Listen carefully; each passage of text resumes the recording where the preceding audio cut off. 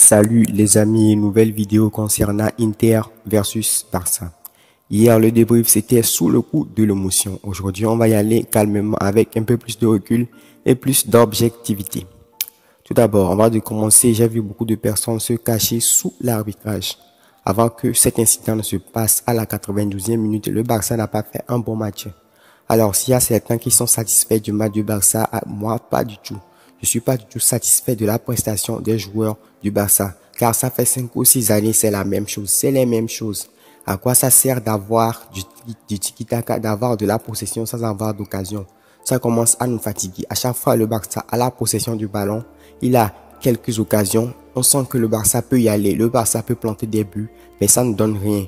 Derrière, un peu de déconcentration et l'adversaire marque. Ça commence pas à faire beaucoup et ça commence pas à nous faire mal. Bon, s'il y a certains, ils sont ravis tout le temps de dominer le match et de se faire planter des buts comme ça, ils peuvent continuer du genre, non, Rafinha, c'est sa première année, Lewandowski n'a pas été servi, quoi, patati, patata, ils ont pas bien joué. Il faut qu'on le dise, moi, je suis pas du tout satisfait de ce Barça-là. Franchement, hier, ça m'a beaucoup frustré parce que durant ce match, je l'ai dit dans le débrief d'hier, il y a que 2 joueurs qui sortent du lot. Je dis bien Eric Garcia et Ousmane Dembélé. C'est que les deux qui étaient à leur niveau. Même Pedri était un cran en dessous. Sergio Busquets, il a essayé de faire, il était moyen. Mais le milieu de l'Inter Milan était un milieu inexistant. Maintenant, le Barça a posé un jeu de possession face à une défense en 5. On a bien vu que face à une défense en 5, les ailiers du Barça ont des problèmes. Malgré ça, ils ont laissé Dembélé tout le temps en 1 contre 1. Contre qui? Contre Di Marco. Et il a fait le taf. Il a créé des occasions. On dirait que c'est Dembélé le seul détonateur du FC Barcelone. On a vu avec l'entrée d'Ansu Fati que les choses ont changé. Avec l'entrée d'Alejandro Balde, on a vu que les choses ont changé. Mais parlons de ce changement.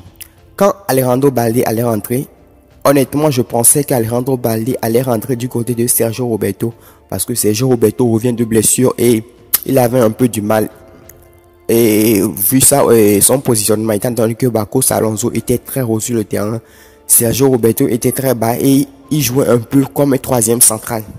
Donc, je pensais que Xavi allait changer Sergio Roberto et mettre Alejandro Balde pour avoir 2 latéraux un peu plus hauts pour des options plus offensives. Mais non, il a sorti Marcos Alonso. Marcos Alonso n'a pas fait un mauvais match, mais c'est pas le Marcos Alonso exceptionnel qu'on connaît. Arrivé un moment, il faut qu'on se pose la question. C'est quoi selon vous un bon match? Les gens ont dit le Barça a fait un bon match. Le Barça, c'est quoi faire un bon match?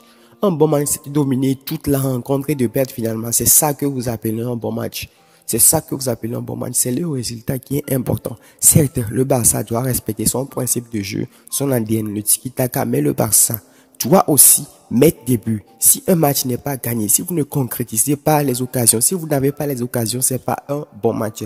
Et pour moi, le Barça est passé à côté de cette rencontre. Et Xavi aussi, hier pour quelque chose. Durant les 25 premières minutes, tu as vu que rien ne va. Il faut opérer des changements. Non, il a laissé Rafinha sur le terrain. Le seul fantôme du match, il n'a rien fait du tout. Il n'a rien apporté. Et il y a un abonné qui a dit, bon, du genre, Rafinha, c'est sa première année. Et puis quoi? Rafinha, c'est sa première année et puis il va nous plomber toute notre phase de poule. Non, c'est pas une excuse. Il a été payé à plus de 50 millions d'euros alors qu'il assume. Le minimum, c'est quoi? C'est qu'il fasse ce qu'il sait toujours faire des différences. Au lieu de ça, il a passé tout son temps à l'intérieur au lieu de coller la ligne. Arrivé un moment, il faut qu'on dépasse tout ça. Il faut qu'on dépasse ces affaires de transversal magique, passe qui casse les lignes, tout ça, que sortie de balle qui est ouf. Oui, c'est bien, c'est ouf, tout ça, c'est bien beau. Mais le plus important, c'est quoi? C'est de mettre des buts, c'est de marquer des buts au bon moment. Ça doit être l'objectif premier de tous les joueurs. Marquer un but. Si vous marquez un but, après, on peut voir le spectacle, on peut voir du tiki-taka. C'est ça, c'est ce que je pense. Et n'hésite pas à me dire ce que tu penses dans les commentaires. On va pas se cacher derrière l'arbitrage. Le Barça n'a pas fait un bon match. Si le Barça avait fait un bon match, il n'aura pas besoin de l'arbitrage pour égaliser. Voilà, c'est ce que je pense. Et néanmoins, je sais que l'arbitrage n'a pas été correct. Et là-bas, je n'ai pas compris ce qui s'est passé. Sur la main d'Ansu Fati, ils ont su annuler le but. Mais sur et la main du défenseur de l'Inter, ils n'ont pas sifflé penalty, c'est incompréhensible. C'est vraiment incompréhensible et c'est un scandale, tout ça. Et mine de rien, tout ça là, ça va nous plomber notre phase de poule. Une erreur d'arbitrage comme ça va nous plomber notre phase de poule. Et c'est pas la première fois que ça arrive au Barça, ça arrive au Barça tout le temps. Si c'était le Real Madrid, je vous jure que ce penalty allait être sifflé. Mais comme c'est le Barça, non, ils ne vont pas siffler le penalty. C'est toujours en faveur de l'adversaire du Barça. Voilà les amis, c'est le nouveau débrief que j'ai fait. Si vous avez apprécié, lâchez le pouce bleu et n'hésitez pas à me donner votre avis comme hier. En attendant de prochaines vidéos, portez-vous bien.